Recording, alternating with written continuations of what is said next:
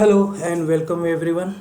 In this session, we are going to see regression and why regression is important and what is different between linear and multilinear regressions, and both we are going to see matrix of regression is very important. More we will focus on matrix of regression. That's very important if you want a robust model with high accuracy. Then will that's very important to know the matrix of that. And all these things we will do in MATLAB as well as in Python also, and we will compare the metrics of both in MATLAB and Python. And further we will see assumptions also, that what assumptions are required to create a linear regression model. Okay, so what is regression? Simply making a relationship between dependent and independent variables, means target with predictors, or input with output. So simply we are going to make relation between inputs and outputs, and that is very important, that what is my target and what is my input. Choosing that things is very important. For example, let's say if I have to make a relationship between salary and education, so I can say that if I have a higher education, then my salary can be high. But I can't say that if my salary is high, then I am higher educated. You see that low educated, less educated peoples are also getting high salary. So that's very important to identify what is the target and what is the input there, right? Okay, so why regression is required? That's very important here. See here this equation. We have two parameters here, c1 and c2. Let's say we have to estimate c1 and c2. My inputs are yt and t. So in this case we require just four values of, sorry, two values of y and two values of t. We can estimate the c1 and c2. For example, if you have done linear algebra, here you can see if I have two values of y and two value of x, we can extract the c1 and c2, right? Simply linear algebra, you can convert in a matrix, you can do that things. So you can watch my previous video also, linear neural network. There I have used linear algebra to solve neural network problems. Okay, but let's say instead of two values, if we have multiple values, then how we can solve such kind of things in, right? What will be a exact output in a single line equation? So four values if I have, I mean two inputs and two outputs, then it is easy to estimate. But if I have multiple values, then what will be the optimized equation for that? That is important. That's why we use the regression, right? For example, let's say that I have given some data, t is some values and I have some values, and I have to find out the curve, and this predefined equation we have here, and we have to estimate this c1 and c2. So that things we can very easily we can do. Let me show you one demo here. So as you see here, I have t and y. Just I'm going to execute. I am using right now MATLAB here, and you don't require to know this right now. So this is my equation which I have to solve, and here I have to estimate the c1 and c2.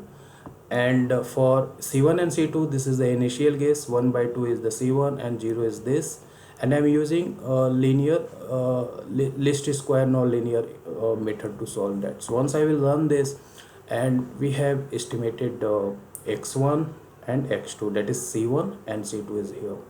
Okay, and that's the fit curve here. You see the red one, that is observed one, and the blue one is fitted one, right? So this is the reason that we require a least square method or different kind of regression methods if I have multiple inputs and multiple outputs to estimate that. Fine. Okay, I am just switching here. Okay, we got that why regression is required and what is the regression, right?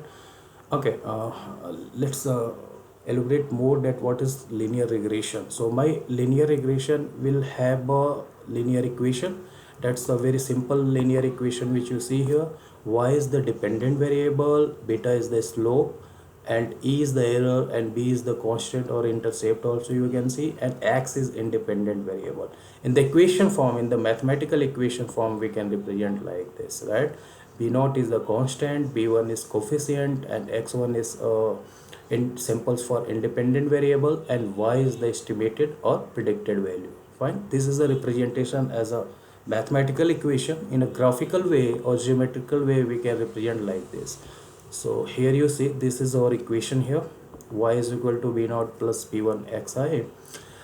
So b1 is the slope and b naught is the intercepts. When x is 0, y is equal to b naught, and here we will get the intercept. This is a geographical representation of a linear regression, and this is the estimated error, right? My line has to be here, but it's coming, it's this point, right? So this is the error here, so that's the error will be added here, right? So this is a geometrical representation of linear regression. Let's create first linear regression model. So we are going to use MATLAB and Python also. So we will start from Python, MATLAB, that how we can create a linear regression model using Python. Then we'll in MATLAB, then we'll switch to Python also. So just I am going to switch here. So I am using Jupyter Notebook to execute MATLAB. So to do that, you can interface MATLAB with Jupyter Notebook. You can watch my previous video. There I have recorded video that how we can interface MATLAB with the Jupyter. So, and my data I have in this current directory. Here already there is an option to upload the data, and you can upload data from. So I have multi regression and simple regression model here. So I have uploaded here. To read data in MATLAB as a table, we use read table command. So I am going to execute that and check if there are missing values are there or not. So simply to check the missing values, just simply we use is missing, and this is my table, the data which we have, right? And further, if we have missing data, we use rm missing table. One is the dimension, means all rows I am going to remove, or I am going to remove the missing columns, missing rows or missing column. For the missing column, this value will be 2, right? And then we are checking here why I am using sum here. When I give this command is missing table, then I will get logical values. 0 means not missing, and 1 is missing. So logical index I will get. When I sum that 1, then I will get that there are some missing values, right? Let me run this one, then it will be more explainable here. So you see here from this command which I have run, and you see that in the second column we have 6 missing values, right? And further, after removing that using rm missing, after removing the rows, this is the dimension for one is for the rows and 2 is for the column. So I remove all the rows from that table where we had missing values, right? Okay, now check some data from here. So 1 to 5 rows I am going to check. So this is the table 1 to 5 index and comma column. So we have this values, acceleration and mileage. So we are going to use the linear regression. In this case, we are going to create equation mileage with respect to acceleration. So let's see how to do in MATLAB. That's very simple. In a single line commands we can fit that. So we have to use fit lm, and this is my table here, acceleration and mileage. Automatically last output will last column will be a output. In this case it will detect automatically. So fit lm is a fit linear model. Okay, so we got some matrix here. So we are going to discuss that what is SE, what is t state, what is p value in this case. Okay, before that let me show you the plot. The model which we have here as a lm, right? So I'm going to predict again, and I'm going to plot predicted and actual data. So scatter plot I am using. This is table, this is the column name, and this is the table again, and this is the column name. So we are going to plot mileage with respect to acceleration, and hold on command in the same figure I am going to plot predicted one. So to predict on new data, lm, this is my model and this is my predict function here. So lm.predict, and here is the table, right? So I am going to execute that, and here we will get the output here. So it is still executing. So you can see on y-axis we have mileage, x-axis acceleration, and this is my model from the equation which we estimated in this case. Okay, perfect. And here you see you can give the x level if you want to represent something on x-axis and y-axis. So you can do like that. Okay, now let's discuss about this. So I'm going to switch here in MATLAB again. Okay, this is the matrix of that linear regression. So first of all, S is a standard error of the coefficient. So during the estimation of coefficients, we estimate the standard error here. Standard error has to be less here. If it is less, then the estimation of the coefficients is perfect. So here you see this is the estimation of intercept and acceleration coefficient. So this is the constant here and this is the acceleration here, right? Now about T statistics. So statistics we use to estimate the coefficient. So we use the null hypothesis test and one without null hypothesis test. Okay, so T statistics is used on sample data, and if you have a population data, then use Z statistics, that is called Z statistics, right? And this is the p value. Okay, once we estimate that this is the p value will be compared with the T statistics. P value has to be below 0.05, then we require this coefficient. It is higher, p value is higher, then we can remove that coefficient in that case. Okay, this is the p value. So p value for the T statistics of the hypothesis state that the corresponding coefficient is equal to 0 or not. So that's why I told null hypothesis. So it will be tested at intercept is equal to 0 and acceleration is equal to 0. If null hypothesis is failed, it means we require that coefficient and intercept. So in this case, you see that p value of coefficient is 0.06. It is higher than 0.05. Why I am saying 0.05? As a default, it uses 95% confidence interval. Okay, that's why. So 0.05 is remaining from 0.95, and that's why we say that if p value is lower than 0.05, then we require that coefficient or intercept, else we don't require. Okay, that's the p value. So here T statistics and p value both are related with each other. Okay, there is one more term that is called F statistics. So this F statistic is for the complete model, and F statistics have to be higher. So in this case, F statistics which you see, that is 24, and again p value have to be lower, at least lower than 0.05. So in this case, we can remove this intercept if you want, because it is higher than 0.05 p value, right? Okay, now let's use Python to create a linear model here and linear regression, and we will compare both metrics, that what we are getting in the MATLAB and what we are getting in Python. So I'm switching here. Now I am going to use the Python. So how to use, once you integrate MATLAB, here you see that kernel is showing MATLAB, right? So if you go here, when you create a new, it will ask that are you going to execute kernel of MATLAB or you are going to use the Python, or you can switch it from here also, that what kernel do you want, MATLAB or Python, depends on you. So in the same, I am going to use Python here in the Jupyter. First of all, we will import required packages. So NumPy I am importing is, it will be used for array analysis, and states model we are going to use for regression. Pandas we are going to use to import data in Python, and matplotlib.pyplot we are using to plot data, and Seaborn to optimize our figure, to reshape our figure in a different format. Okay, so these are the packages and modules which we require for our execution. So I'm going to run this first one.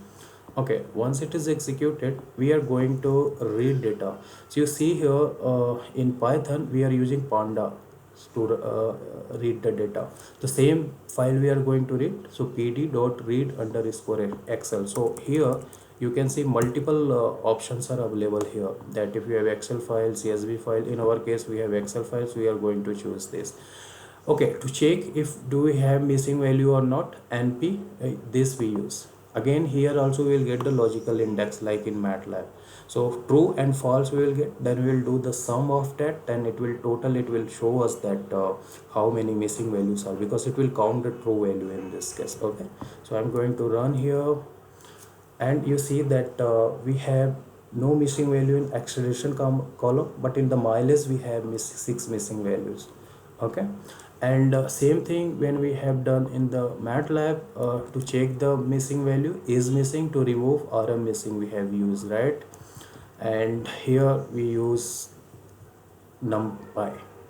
So numpy is there, numpy we are using. Okay, so we have 6 missing values.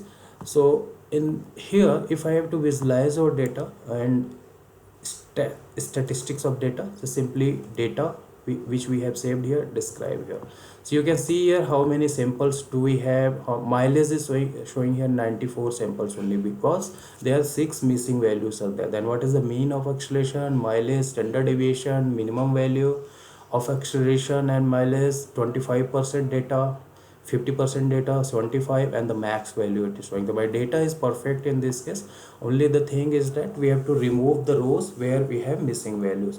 To do that, here we use data dot drop na. Okay, so in this case x is 0, it means that we are going to remove the rows missing value, rows where we have missing, row wise we are going to remove, right? But here how we did, rm missing, and 1 is for the row 1 is for the row, 1 is the for the row dimension, and 2 is for the column dimension. Here 0 is for the row dimension and 1 is for the column. So I'm going to just run this, and again we are checking there are missing values. We don't have any missing values. Perfect. And this is our complete data which we have here, right? So total we have 94 samples of acceleration and mileage.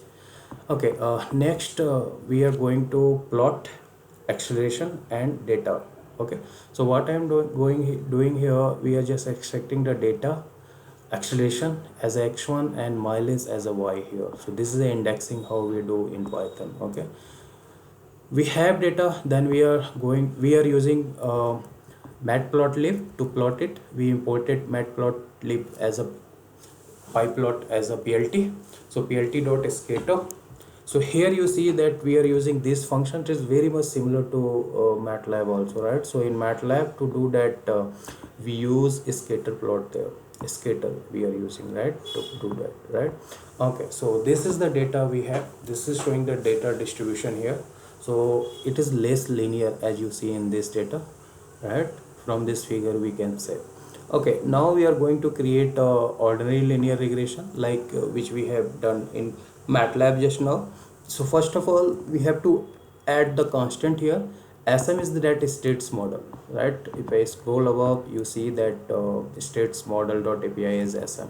So we have to add the constant when we are using a states model here. So I am just going to scroll here, right? So sm dot add underscore constant, this is the x1 from where we got, we have already extracted, that is acceleration, right? So we are adding constant also here. So now you see, if I here, once we have added, then we use sm.ols. ols means ordinary least square model. Okay, ordinary least square. Y is the output, means target, and x is the predictor dot fit command. That's very simple here. Sm states model, what model we are going to use, ols, that is ordinary least square, and x is input, y is output. Same thing we use in MATLAB also, ordinary least square method. I am going to run this, and once I will run this, and I want to see the summary of my model, statistics or matrix of that. So model, this is my model, and dot summary, and we'll get that summary of that model here. Here you see we got lots of statistics here, right? So what we are going to do, we are going to compare these statistics and which we got here in MATLAB, right? So I'm switching here in my PPT. Okay, let me do the next. Okay, as you see here, this is MATLAB statistics and this is the Python statistics. So this is the MATLAB matrix, Python matrix. Now let's talk about intercept in MATLAB. This is the intercept and this is the coefficient of acceleration. And if I see here in Python, exactly we are getting the same, right? So either you are using MATLAB or Python, we are getting the exactly same.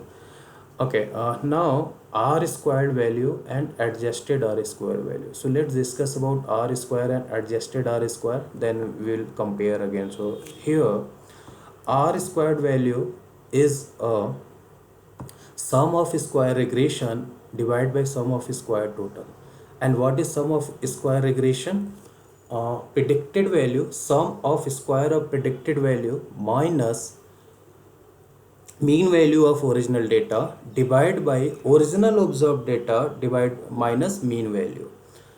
Okay, so predicted minus mean of the original, take the square and sum it, divide by original observation minus mean of the original, take the square and sum it, that is r square value. If r square value is near to 1, then my model is perfect. In this case you see 0.2067, it is right. Okay, minimum is 0, minimum will be 0 in this case. If it is negative, then very badly it is fitted in that case. Okay, there is one more term that is called adjusted r square value. So adjusted r square value is the overall square value. When we increase the number of predictor, then we have to give the penalty. My r square value will be decreased, that is called adjusted r square value, right? So when you increase number of samples, your r square will be decreased, and it is called adjusted r square value. And this is the formula to calculate the adjusted r square value. N is number of observations, k is number of independent variables, and r square is here, that is a r squared value. So you see that when we increase the number of independent variables here, and adjusted r square value will be decreased. This is the formula for that. If you want to try, you can calculate like this, adjusted r square values. We understand all the metrics. Now we are going to compare. Okay, here you see t statistics, and this and this. Here you see here t statistics is 1.84 for the constant and 4.9 for acceleration, right? And check here also, it is same, almost same, it is right, 4.9 4.8 here, and here you see that we have the almost same here. Okay, now r squared value in the case of MATLAB, that is 0.207, and let's check here r square value, that is 0.207, that is similar. Adjusted r square value in Python, that is 0.198, right? Let's see in MATLAB. In MATLAB, adjusted r square value is also the same, that is 0.18. F statistics 24, and p value is this, right, 4.1 into 10 to the power minus 6. Same we will get here also. See, F statistics 24, and here this is the r square value for it. It's the similar which we are getting here. So it's the same. We can say either you can use MATLAB or Python, right? Coefficients are also same, and p value for the coefficients. So you see in the case of Python 0.069, p value for the constant, and 0 for the acceleration. Check here, p value 0.06857, similar like in Python, and 4.0973 into 10 to the power minus 6 for the acceleration, and here also it is all 0, right? So that is also almost 0, right? So metrics are same in the MATLAB and Python. So we are doing good. So far so good, there is no issue, right? Okay, now let's see multi-linear regression. Now what is multi-linear regression here?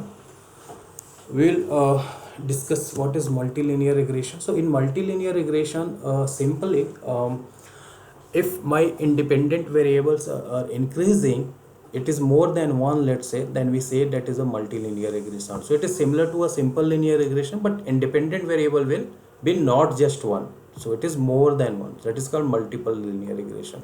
The process which you are following, data, then the model is predefined mathematical equation, and then we are calculating the sum of square error, and that is the objective function, and we are using some optimization techniques to get the exact coefficient and intercept. So if you want to know how to use gradient descent, you can watch my previous video which I have posted just before, that is on neural network, linear neural network. So there I have mentioned how you can calculate gradient descent also there, right? So this is the all workflow which we are going to follow. Okay, so now we got what is multiple linear regression. Let's create a multiple linear regression model. So first again we will use MATLAB, then we are going to switch to Python. Okay, so we are here in MATLAB. Again I am going to read data, here. So I have different Excel file here. Okay, now here one thing more I have added here, weight. Mileage we are keeping, that is a target, acceleration is input, and one more we are increasing weight of the vehicle. So if I have weight of the vehicle, then what will be the effect on that? Okay, fine. So here you see this is the mileage plot with respect to weight. So we can say here there is some relation between mileage and weight. When you are increasing the weight of vehicles, you can see that mileage is decreasing right here. So this is very highly dependent on mileage, and that's good. Okay, now next we are same process we are going to use to remove the missing rows. Just I'm going to run. So we had 6 in mileage and we removed that rows from there. Now to fit here in MATLAB we use fit-lm, fit linear model, same for the single input. This is my table, but here we have to define that what kind of equation do we want. Here I can put acceleration square also, or acceleration plus acceleration square, or weight plus weight square. This is the notation of that. So MPG is the output. So in a single quote MPG, and this is the sign which we are using, equal sign you may say. Okay, then weight plus acceleration. So my equation will be linear in the form of this. Just I'm going to execute, and you saw that we got again some matrices here. So again we are going to compare the matrices when we are using acceleration only and when we included weight also. So we are going to discuss again matrices and we'll compare with both one. Okay, and to predict it simply, LM is my model which we have estimated here, LM here, right? This is my equation, and weight, acceleration, we got everything. And to predict lm.predict, I am using the same table, first row and first to int column, the predictors which we have. So I am going to predict, it's showing the miles per gallon, right? This is the way how to predict. Same way we predict in Python also. Okay, to do this we are going to discuss all this later, this matrices, and we are going to compare in both MATLAB and Python also. Before that, let's create a multi-regression in Python. How to do that? So here again, to read that pandas we are using pd dot read underscore excel, and this is my Excel file which we have, and this is a description here. You see again, weight have no missing data, acceleration is 100 number of samples. Again in mileage we have missing data, right? 6 missing values are because this is not equal to 100. Then standard deviation, minimum value, maximum value, it's showing here below, right? Now we are going to plot here also mileage with respect to weight. Same figure we are getting here, scatter plot which we have done above, right? And is the same. So this change in the graph which you see this behind this background, that is because of Seaborn here. Okay, so this is somehow linear. We can draw here, you see we can draw one we can draw here some linear line, right? So we can use in the linear regression, right? Okay, now again for the removing the rows we are using process here. Okay, now we are going to prepare our data in this case. In this case, two inputs we have, acceleration and weight. We are extracting as x1, then y, that is mileage, that is my target. Next here we are adding the constant in my input, acceleration and weight. Then model is equal to, we are creating the model, ordinary list square, y, and with two inputs, that is acceleration and weight, dot fit. Okay, here this fit is created. Now we are going to check the summary. So here we have matrix. All this matrix we are going to discuss later in the case of multilinear regression.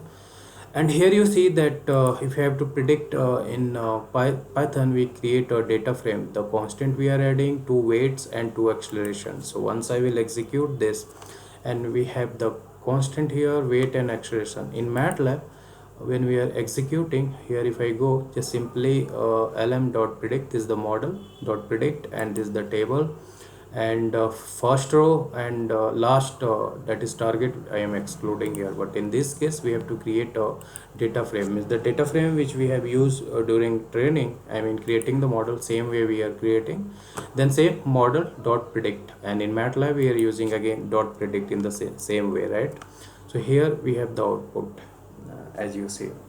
So two inputs we have, two samples we are giving for the weight and acceleration. So 2 mileage we are getting miles per gallon. Okay, now about the metrics we are going to compare here. So first of all, we are going to compare the metrics between linear regression and with weight and acceleration here, right? So in this case, you see in linear regression model we are using acceleration only.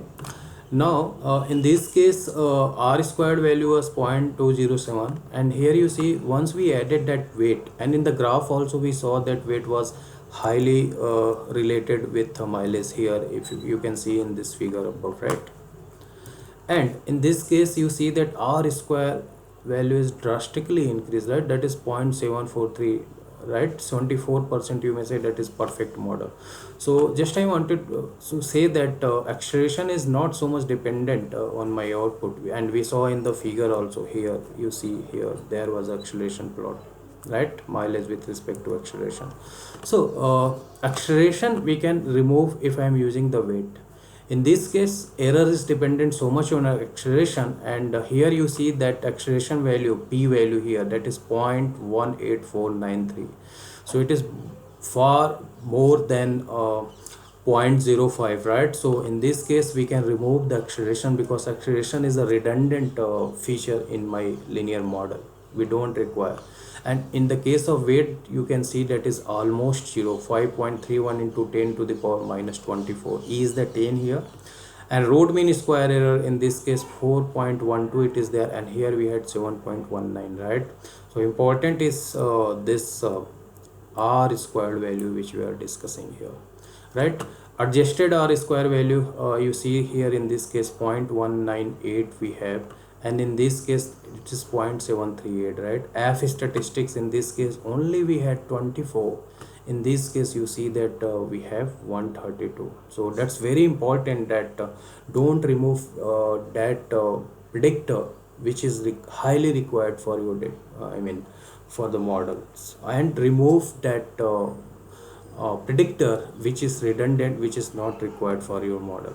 Now we are going to compare multilinear regression with Python and MATLAB here. So this is the statistics, this is a MATLAB one matrix which we have here, and this is on the Python. And let's compare here. R square value here, that is 0.743, and here also you see R square value is 0.743. Adjusted R square value 0.738, and let's see in this case that is also 0.738. That's perfect. Intercepts, that is 45 in the case of MATLAB, and here also 45.1546, right? Weight is here minus 0.0082, and here weight we have this one, right? And here we have this coefficient of the weight, right? And coefficient of acceleration we have 0.1964, 0.19694, and in this case also 0.1969 we have. That's pretty much similar, so we are going good. That if you compare, either you can use MATLAB or you can use the Python also, depends on you. Now we are going to discuss when we are going to use linear regression and what are the assumptions before using the linear regression. So there are 5 assumptions this we have to follow, and we have to assume, and our data should be follow this five assumptions, then only we can create a linear regression. That is very important. So we are going to check one by one and how to sort out these things. First of all, linearity. So whatever the predictors you have, that should be linear. Okay, when you plot, it should be linear. Let's say that you have some polynomial kind of equation, it is curve or something, right? So we can take the log, or we can use non-linear function to convert it in a linear. So that's very important here. For example, let's say that I am switching in the MATLAB, and I have some data here. Just I'm going to load here,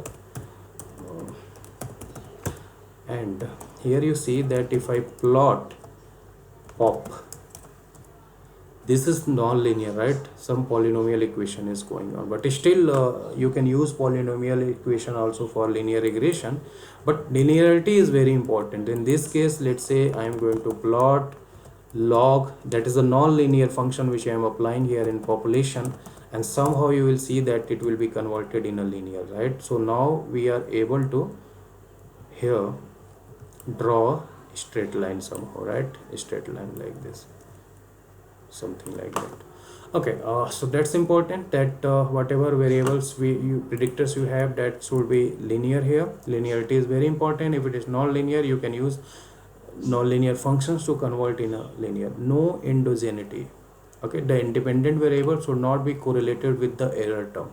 Like when we are using acceleration only, in that case independent variable acceleration was highly correlated with the error, and we are getting very less r squared value in that case, and root mean square error was high. So in this case, if you are facing such kind of issues, you have to add that predictors also which are highly recommended, I mean which required to get a exact robust model. So in that case, we have to add more predictors also, right?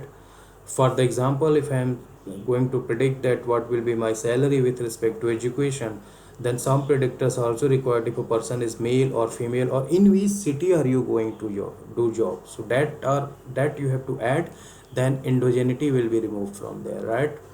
Okay, next is multi-collinearity. So this is also very important. Let's say that one predictor is representing the other predictor somehow, then that is a multi-collinearity. For example, let's say that A is my predictor, and let's say I can represent using BA. Let's say that is 2 into B. B is my second predictor. So B is representing A in this case. So B will become A by 2. If there is some kind of multi-collinearity, collinear, if they are correlated with each other, then we are going to use only one predictor only. So how to check this?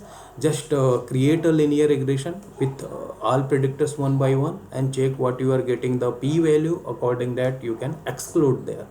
Okay, so it's no predictor variable should be perfectly or almost perfectly explained by the other predictors. It has not to be explained. No autocorrelation. So that's very important.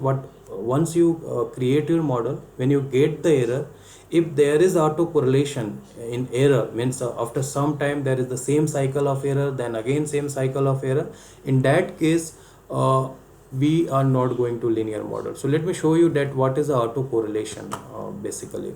For example, let's say I am going to plot one sine wave here,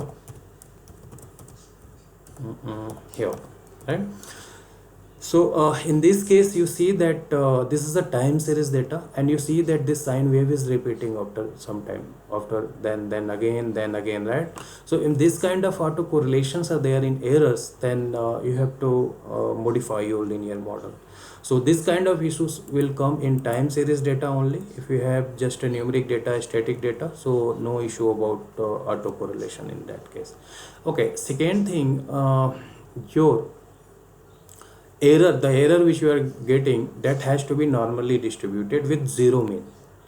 Okay, so for example, let me show you one error plot. Just simply I have one equation, and I am going to fit that error. So here I am getting the error here. This is my error, let's say y minus the predicted value. Okay, so in this case this is a plot. What this assumption says, that it has to be like this, which you see, this red one, right?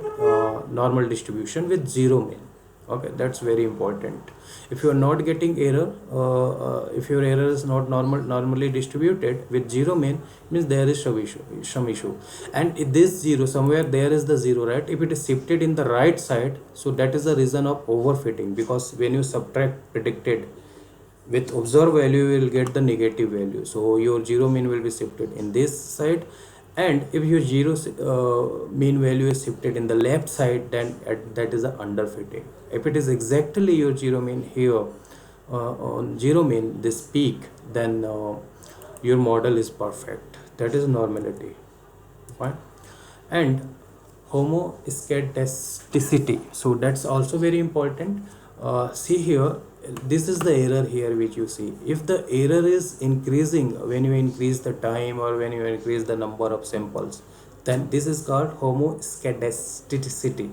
So we don't require a homoscedasticity here. In this case, your errors have to be your error require a consistency there, right?